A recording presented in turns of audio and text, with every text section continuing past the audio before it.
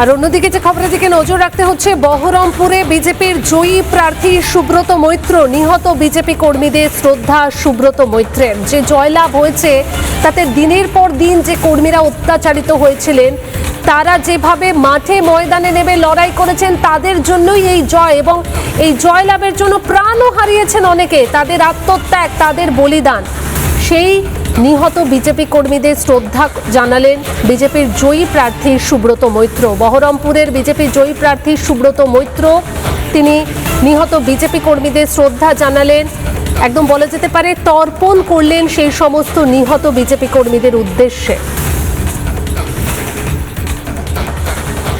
2021 সালে ভারতীয় জনতা পার্টি 77টি বিধানসভায় জয়ী হওয়ার পর সারা পশ্চিমবঙ্গ জুড়ে দিকে দিকে যেভাবে আমাদের ভারতীয় জনতা পার্টির কর্মীদের চিহ্নিত করে তৃণমূলের গুন্ডা বাহিনী তাদের হত্যা করেছে, তাদের সকলের আত্মার শান্তি কামনা করলাম।